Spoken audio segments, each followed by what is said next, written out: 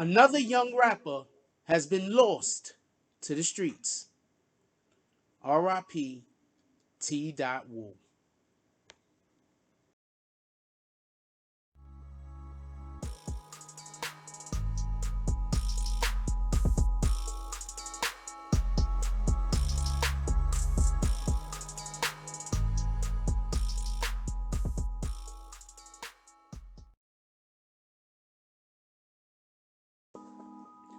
BBN Jack Frost.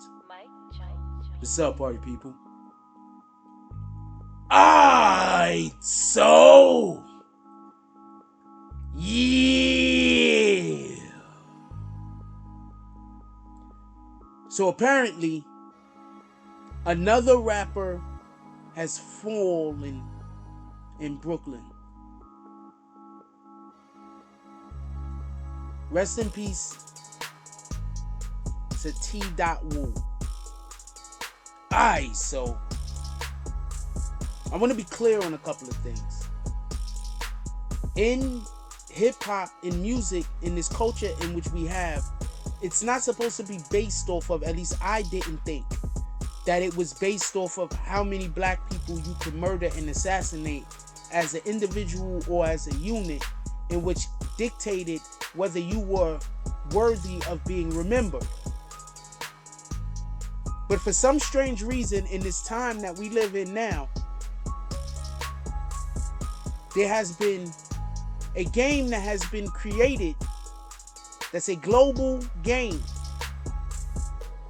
And the game is to see who can get the most followers. And so because of this game, people do things. They go on social media. They try to make a splash. Because of this game, people say, you know what? Even if something is despicable and horrid,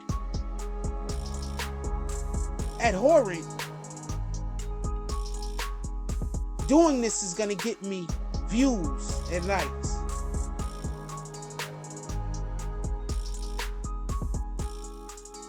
This is the culture that we need to assassinate, not our young black people. With that being said, I'm gonna get into the video. Tdott was shot allegedly in front of his home. He has been pronounced dead. I've heard from a couple of YouTube content creators, and I've read also in a circulation. And even more importantly, I'm just thinking of the irony it would be if, as you all know, Nas Blicky got shot the day before Tdott in the head. For both of them to be surviving and fighting in the hospital, I think that'd just be too much. With that being said, there has been allegations that these two things might be connected. I don't know about that. I'm not assuming that. I want to just say we want to send our condolences to the families of all involved, and friends and fans. For everybody that don't know, apparently Tdott had signed a record deal just yesterday, allegedly. So allegedly, Tdott signed a record deal yesterday. For everybody that don't know who Tdott was, if you need an open reminder, you probably saw him dancing in a Fabio Foreign video or two. I believe he was in Big Drip. He was dancing on top of a bus or something like that. And he's also been in Pop Smoke's videos before. He's been around a minute. They're all, I believe, from the Canarsie section. With that being said, once again, our condolences goes out to all involved. But we do need to do something. This can't be what everything is evolving down into. See, it's one thing when the street dudes is just being street dudes and they're beefing with one another. But when we bring this street beef into the music and we make songs chanting against our adversaries who have passed away, we're creating an energy to our fans and to the people who love us, and they're happy that we're winning. We're creating an energy around ourselves and around them that is not the type of energy that can be sustained. We don't want that negative energy around us. Whatever short-term wins you're going to get now, you're going to lose. Whatever short-term benefits you get now, you're going to lose long-term wins. We got a situation in Memphis. We got a situation in the Bronx. We have a situation now in Brooklyn. I am not an advocate of over-policing. But are we still trying to defund the police? One. And two, are we also against stop and frisk still? Remember, they can't use weed against you now.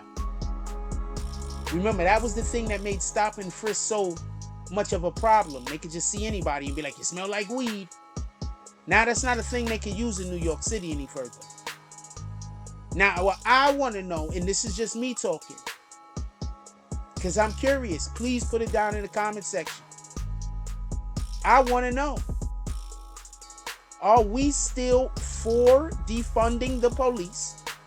And are we still against stop and frisk? And the main reason why I want to say this is there were a lot of people who wanted to defund the police.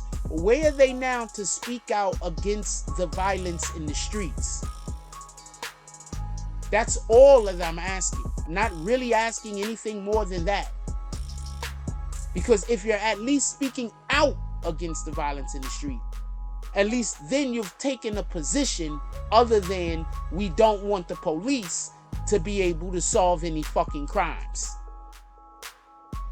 Once again, there are bad police, there are bad teachers, there's bad principals, there's bad freaking cosmetologists.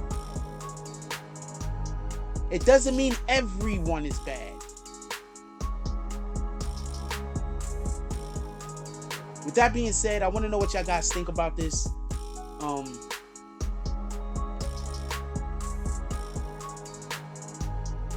I'm hoping